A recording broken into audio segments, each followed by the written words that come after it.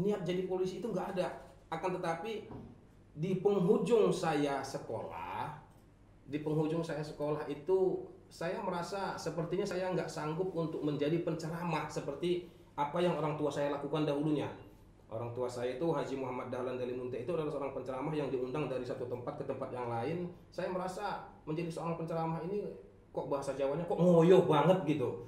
Kok ngoyo gitu. Kenapa? Karena pulangnya malam, kemudian sampai jam 3 malam baru sampai di rumah.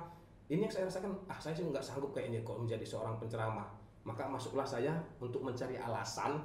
Intinya nih mau mengelak nih Mbak, mau mengelak supaya tidak jadi penceramah. Saya masuk jadi polisi. Berharap di Polri itu tidak akan jadi penceramah. Tidak akan jadi penceramah, iya benar. Hanya menjadi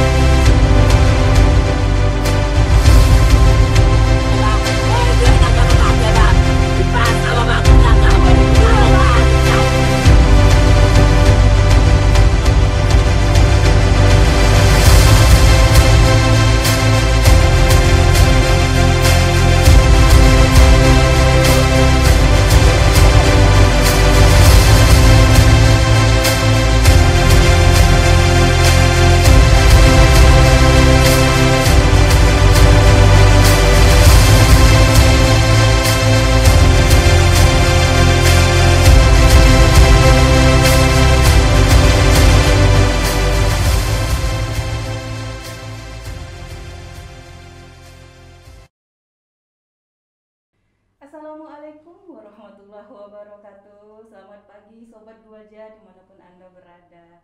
Spesial untuk pagi hari ini Jumat Berkah. Semoga kita semua diberikan kesehatan, semangat dan kelancaran dalam menjalankan aktivitas.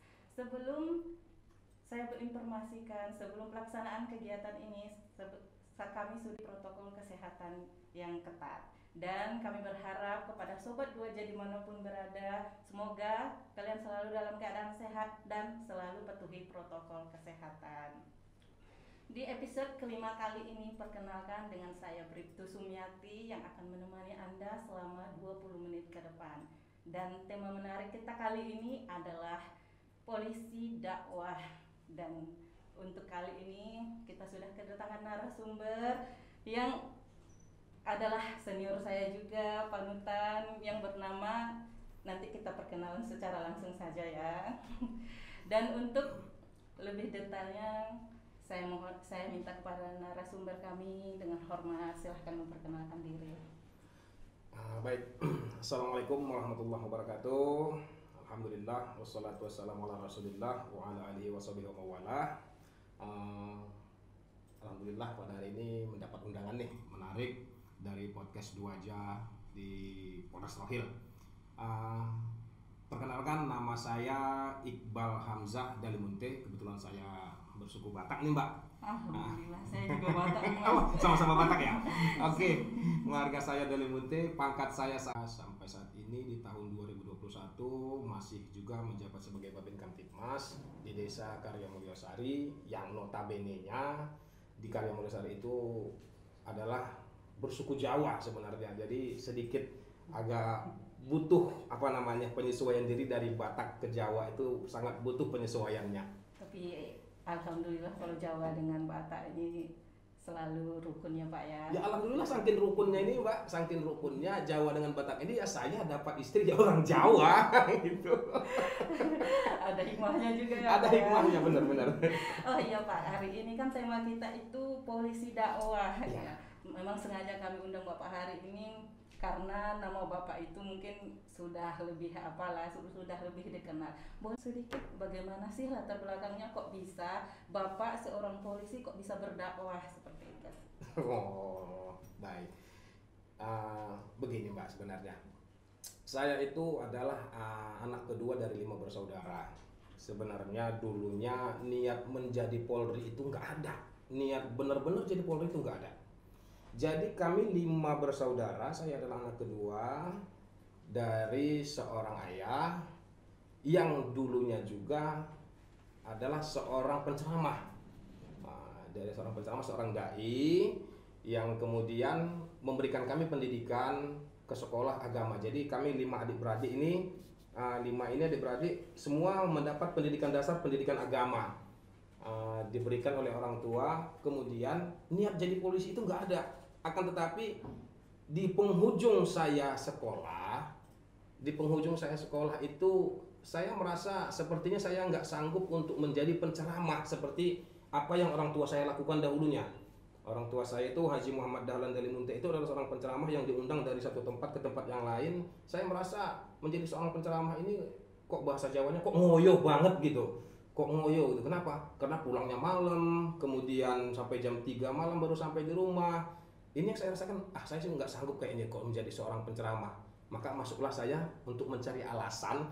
Intinya nih mau mengelak nih Mbak, mau mengelak supaya tidak jadi penceramah. Saya masuk jadi polisi, berharap di Polri itu tidak akan jadi penceramah. Tidak akan jadi penceramah, iya benar. Hanya menjadi seorang polisi. Nggak mungkin lah di Polri ini ada ceramah-ceramah seperti itu, tidaklah mungkin. Tapi pada kenyataannya yang saya alami, apa yang saya khawatirkan pada saat itu justru datang kepada saya. Sudah jadi polisi ketahuan. Pada saat itu saya tidak salah, di masa Pak Kabak Sumda itu dulu Kabak Min namanya, Pak Madar Mansur. Saya masih magang di Polres Rohil itu. Saya masih magang. Kemudian saya azan. Saya ini paling suka ini mendengarkan suara azan. Kemudian saya tiru. Kemudian saya praktekin ini di masjid-masjid gitu. Saya azan. Kemudian Kabak Min ini merasa, kalau cerita beliau merasa bahwasanya loh ini kok lain gitu loh, nggak seperti biasanya gitu. Kemudian dia panggil saya, kemudian dia kupas saya terus dia kupas. Akhirnya saya ketahuan ini kalau saya dulunya adalah seorang polisi yang tamatnya dari alhamdulillah pondok pesantren. Gitu. Kalau boleh tahu kita pesantrennya di mana Bapak? Pesantrennya sebenarnya adalah pesantren di kampung banget sebenarnya Pak. Di kampung, yaitu pesantren Ma'had Mustafawiyah yang berada di Purba Baru yang didirikan oleh Syekh Mustafa Husain di tahun 1912 pada waktu itu. Kebetulan ya Mandailing gitu, marganya Nasution gitu. Jadi di sanalah kami untuk menimba ilmu. Ya, Pak, ya? Iya, jadi kita juga jadi gitu. Betul. Oh, ini berarti nazar orang tua tercapai, cita-cita juga tercapai. Alhamdulillah. Semuanya terlaksana juga ya. Alhamdulillah ya. Setelah itu Pak, pertanyaan saya selanjutnya ini, Bapak kan ini sudah menjadi dakwah di daerah Bapak. Sebenarnya tanggapan masyarakat di daerah binaan Bapak itu bagaimana? Apakah ada penolakan atau mereka sangat welcome dengan dakwah Bapak ini? Begini Mbak, kalau bercerita tentang itu, saya bercerita sedikit pengalaman, boleh nih ya? Ya boleh. Begini, kurang lebih di tahun 2009 atau 2010, saya jadi polisi ini 2007 nih. Iya. 2009 atau 2010 saya bertugas di Satbinmas Polres Rohil. Berarti penempatan pertamanya sudah di Polres Rohil, benar. Ya? Polres Rohil. Itu saya dibawa itu. Saya dibawa untuk memberikan materi-materi yang nantinya akan disampaikan kepada masyarakat. Jadi di tengah-tengah itu menyampaikan. Setelah selesai penyampaian, Pak Kasat Bimas dipanggil sama masyarakat. Dituduh menipu dalam maksud apa maksudnya? Mereka mengatakan begini, bahwasanya sebenarnya ini bukan polisi nih. Dia menunjuk saya nih. Sebenarnya Iqbal ini bukan polisi gitu, bukan polisi. Akan tetapi seorang ustadz yang dipakaikan pakaian polisi begitu. Luar biasa, berarti saking fasihnya ya berkomunikasi. Saya nggak tahu Mbak, saya nggak tahu sebenarnya entah itu pasti atau enggak. Cuman karena itu sudah menjadi kebiasaan saya sehari-hari dari dulunya sekolah. Kami dididik di sekolah agama di pesantren dulu. Memang ini ada ekstrakurikulernya, yaitu belajar mendakwah, gitu, belajar menjadi seorang dai. Jadi setiap minggunya itu satu hari satu malam dalam satu minggu itu kami ada pelatihannya, begitu, pelatihan yang dari siswa dari santri ke santri begitu. Jadi kalau untuk tanggapan masyarakatnya, alhamdulillah pada saat itu sangat welcome sekali. Sehingga pada saat ini juga di desa binaan saya itu, Desa Karya Mulyosari itu, bahwasanya Datuk Penghulu kalau di sini disebut ya, kepala desa itu sangat mengharapkan betul kehadiran kita untuk membina remaja-remaja untuk di masjid ataupun di tempat-tempat yang lain lah yang layak untuk pembinaan agamanya. Alhamdulillah sudah berjalan sekarang. Kita mulai belajar berjanji, kita mulai belajar masalah qiraah, maksudnya memperbaiki bacaan, belajar-belajar yang lain juga. Alhamdulillah. Kalau untuk tanggapan daripada masyarakat, alhamdulillah. Alhamdulillah ya. Alhamdulillah, baik sekali. Kalau begitu misalnya ini, Bapak kan udah berdakwah. Apakah Bapak itu menggunakan metode atau jadwal untuk menyampaikan dakwah di daerah desa Bapak? Jadi terkait masalah dakwah ini sebenarnya Mbak begini. Kalau untuk jadwal, saya rasa saya tidak jauh beda dengan dai-dai yang lain ya. Artinya begini, yang namanya seorang dai itu dia adalah aktivitasnya dipanggil, kemudian memberikan pengajian-pengajian. Jadi kalau untuk jadwal, kecuali kita hubungkan ya, kita hubungkan ini tugas saya dai sebagai tugas saya sebagai Babin Kamtibmas.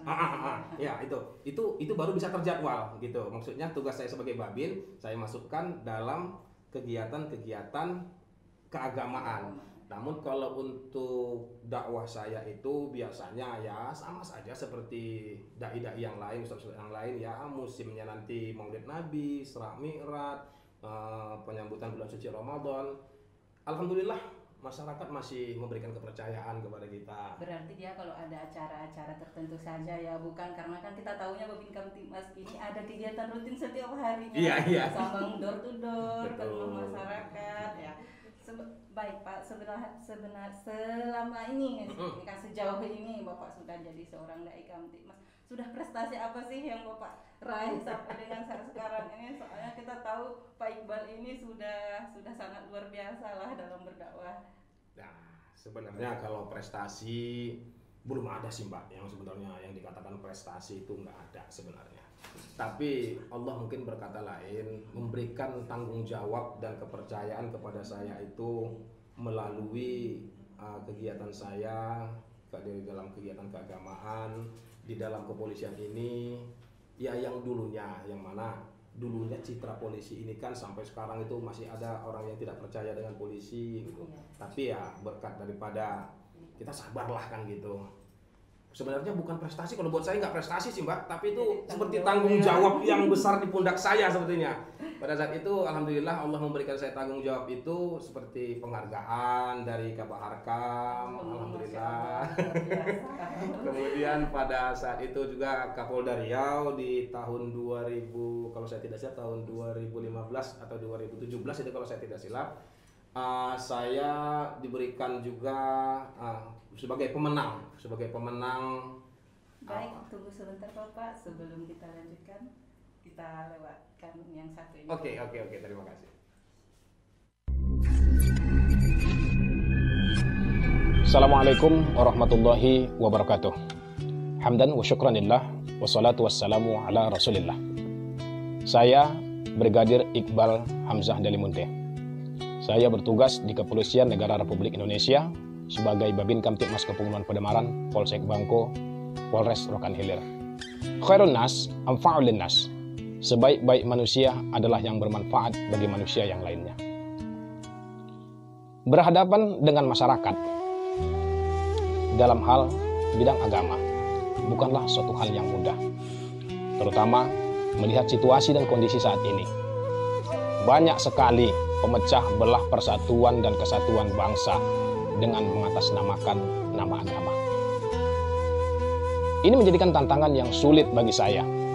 Namun, demi menjaga situasi Kamtibmas tetap kondusif sebagai petugas kepolisian dan khususnya Babin Kamtibmas sebagai garda terdepan masyarakat, saya merasa semua lini, semua harus dijalani dan harus dimasuki, terutama dalam bidang keagamaan. Awalnya saya merasa takut dan khawatir melihat daripada keterbatasan ilmu saya dan pandangan masyarakat terhadap Polri. Namun dengan kegiatan yang saya lakukan, dimulai daripada memimpin di pengajian, mengisi acara-acara baik itu acara Isra Mi'raj maupun acara-acara Maulid Nabi dari satu tempat ke tempat yang lain, sedikit demi sedikit membuahkan hasil. Ya, walaupun belum maksimal, namun saya harap ini bisa menjadi starting ataupun awal yang bagus dan manis bagi saya pribadi maupun institusi. Assalamualaikum warahmatullahi wabarakatuh. Saya Jamari atas nama masyarakat Pekaitan mengucapkan terima kasih kepada Kepolisian Republik Indonesia, khususnya kepada Babin Kamtibmas. Assalamualaikum warahmatullahi wabarakatuh. Saya Haji Tarmizi, Ketua MUI Kecamatan Pekaitan, Kabupaten Rokan Hilir, memberikan apresiasi kepada Brigadir Muhammad Iqbal yang telah ditugaskan di Kecamatan Pekaitan, dan saya sebagai Ketua MUI sangat bersyukur atas beliau bertugas di Kecamatan Pekaitan ini.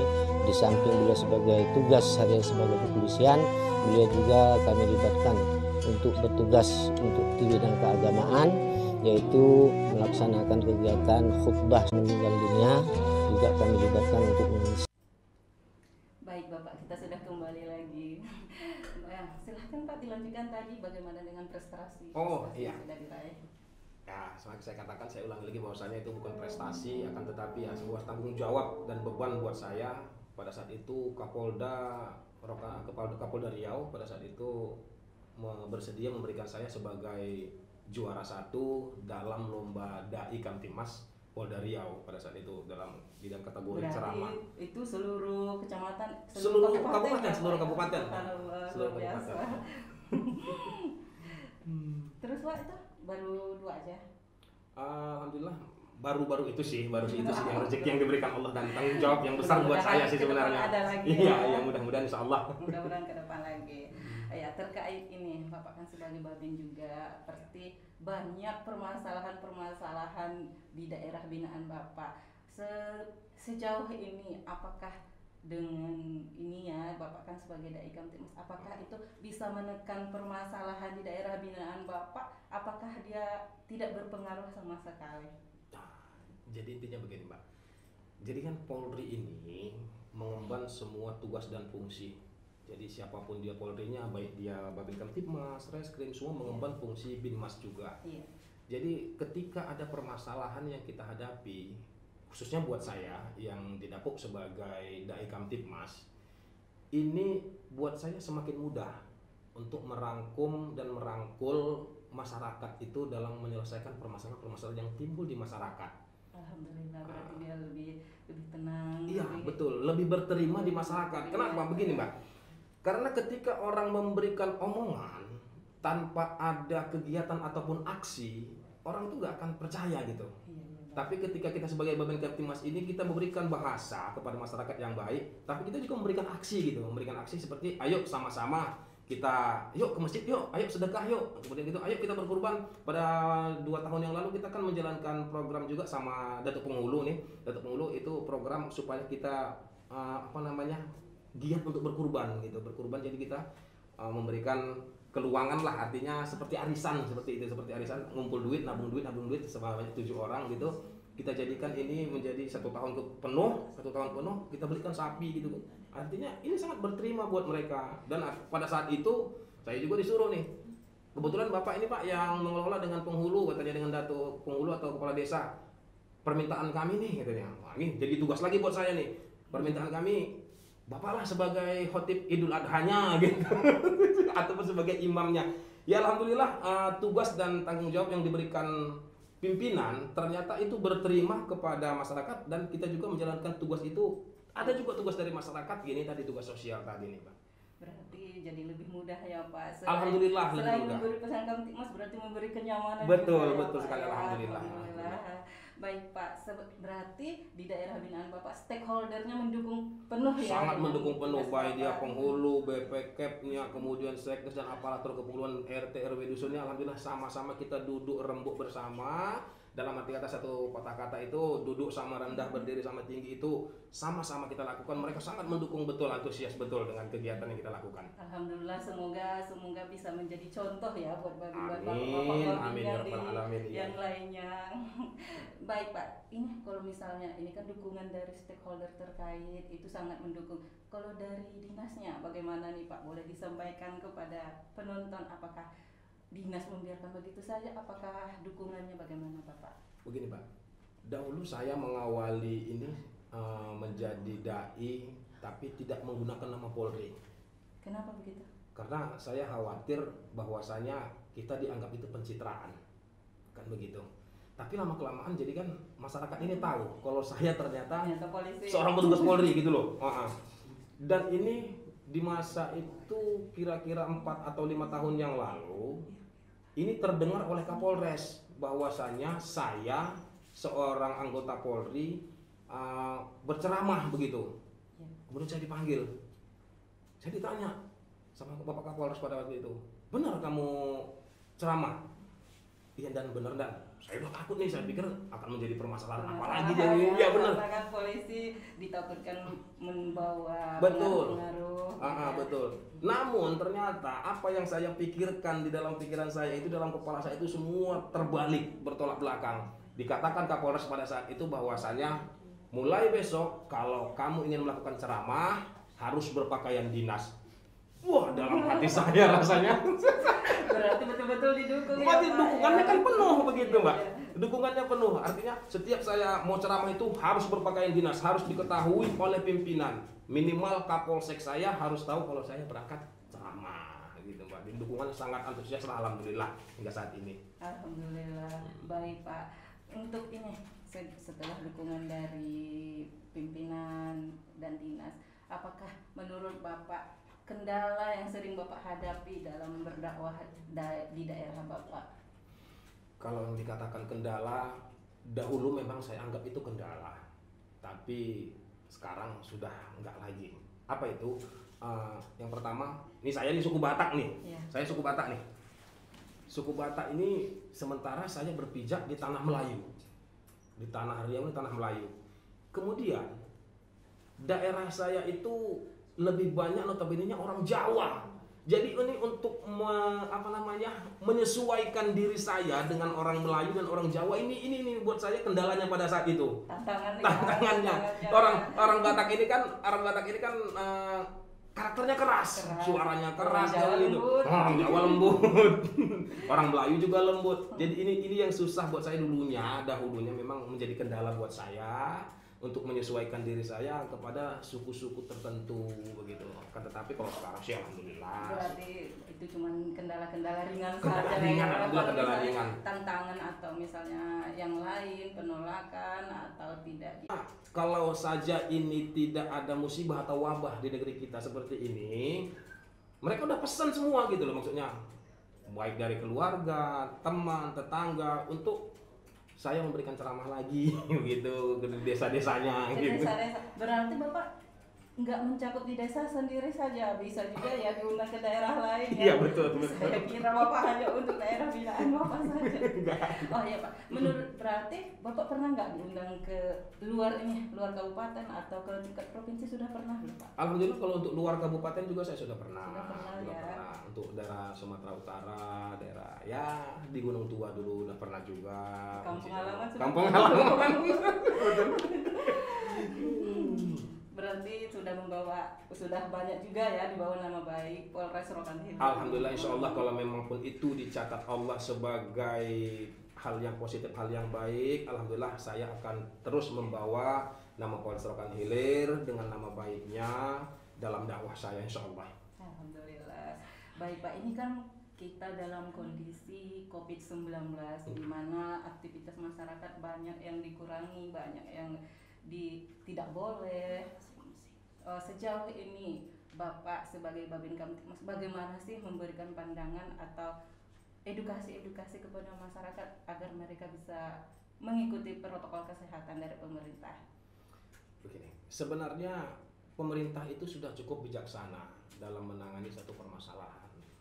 Jadi bukan hanya pemerintah itu berpikir sendiri, sudah barang tentu pemerintah itu mengambil kebijakan, mengambil pendapat-pendapat daripada orang-orang yang pintar, daripada orang-orang yang baik dan yang terpelajar. Jadi dalam hal ini masyarakat itu butuh edukasi sebenarnya, butuh edukasi dan butuh himbauan yang intensif. Jadi tugas kita sebagai Babin Kamtipmas untuk menggugah masyarakat di lapisan terbawah. Inilah tugas Babin Kamtipmas ini. Jadi ketika kita melaksanakan kegiatan-kegiatan kita sehari-hari, baik itu sambang ataupun kunjungan baik ke kantor kepala desa ataupun ke rumah-rumah warga, ini tetap kita sampaikan gitu kan, enggak harus bosan, enggak perlu bosan kita nih, enggak boleh kita bosan untuk menyampaikan ini. Kenapa? Karena khairun nas anfa'ul linnas. Sebaik-baik manusia itu adalah orang-orang yang bermanfaat bagi manusia yang lainnya gitu. Jadi kita harus bisa membuat kita bermanfaat bagi orang lain gitu, dengan mencontohkan diri kita, dengan omongan dan bahasa kita. Ini harus kita contohkan kepada masyarakat terlebih dahulu. Begitu. Baik, berarti sebelum kita memberikan arahan atau pesan kepada masyarakat harus kita dulu yang menjalani. Betul. Ya, baik. Alhamdulillahirabbil alamin. Sobat Duaja, tidak terasa sudah 20 menit kita bersama. Jangan lupa saksikan podcast Duaja setiap Senin sampai dengan Jumat pukul 9 pagi. Terima kasih kepada Pak Babin telah bersedia hadir di podcast Duaja hari ini. Akhir kata, kami tutup podcast Duaja hari ini dengan mengucapkan wabillahi taufik wal hidayah. Wassalamualaikum warahmatullahi wabarakatuh. Salam podcast Duaja. Salam presisi.